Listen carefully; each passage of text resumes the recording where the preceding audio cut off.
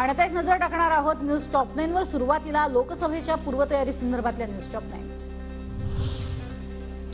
मोदींनी जाहीर केलेल्या पॅकेजपैकी किती निधी हा बिहारला मिळालाय? आम्ही सुद्धा मोदींच्या भूलथापांना फसलो होतो। कामापेक्षा आता केवळ नाव बदलणं सुरू आहे। मोदी गॅरंटी म्हणजे जुमला आहे। उद्धव ठाकरेंची मोदींवर जोरदार टीका। विचारा त्यातले किती पैसे आले आणि किती बिहारच्या जनतेसाठी वापरले याचा हिशोब मांडा।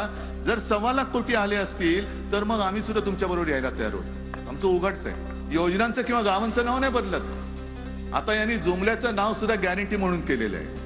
आता जुमल्याच्या ऐवजी त्याला नाव दिलं त्याने गॅरंटी।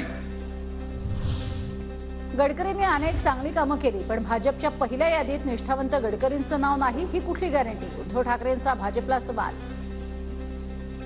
माणूस कृपाशंकर सिंह त्याचं पहिल्या यादीत नाव आहे, पण निष्ठावंत नितीन गडकरींचं नाव नाहीये। ही कुठली गॅरंटी? हा कुठला प्रकार आहे?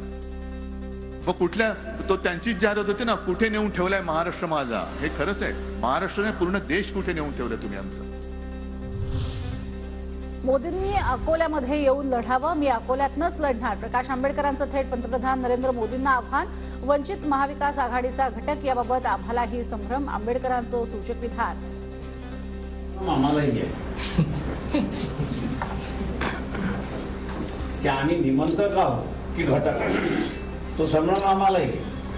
शरद पवारांनी चर्चेला बोलवलं एवढं निमंत्रण आहे। मी त्या दिवशीच म्हणालो की 6 तारखेचं बैठकीचं शरद पवारांचं निमंत्रण आहे।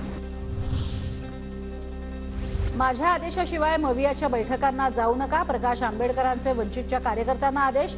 अजून मवियासोबत युती झालेली नाही अशी ही स्पष्टोक्ती।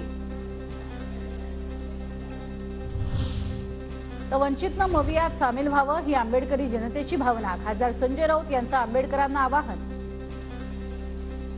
ही जी जनता आहे आंबेडकर विचारसरणीची, त्यांची मानसिकता आणि त्यांची भूमिका आहे। प्रकाश आंबेडकर साहेबांनी संविधानाच्या रक्षणासाठी महाविकास आघाडीबरोबर त्या प्रवाहात सामील व्हायला हवं। काँग्रेस आणि शिवसेनेत 15 जागांवरनं वाद। शिवसेना राष्ट्रवादीत 9 जागांवरनं। 6 मार्चपर्यंत जागा वाटप व्यवस्थित झालं तर चांगलंच होईल, प्रकाश आंबेडकरांचं सूचक विधान। वंचित सोबत आल्या 4 ते 5 जागा देणं शक्य। वंचित सोबत आल्यास आम्हाला आवडेलच। अनौपचारिक गप्पांमध्ये लोकसभेबाबत शरद पवारांचं मोठं विधान। तर आसप सोबत आल्यास माढाची जागा देण्यासही तयार।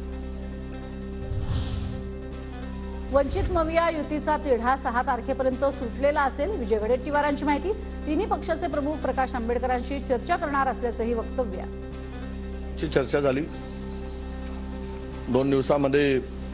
तीनही पक्ष प्रकाश आंबेडकर साहेबांशी बोलतील आणि मला फार तर 6 तारखेपर्यंत 5 किंवा 6 तारखेपर्यंत हा तिढा पूर्णतः महाराष्ट्रात सुटलेला दिसेल असं मला वाटतं।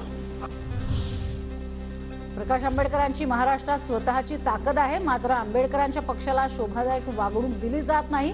मंत्री दीपक केसरकरांची मवियावर टीका। आंबेडकर साहेबांची स्वतःची ताकद ही महाराष्ट्रामध्ये आहे।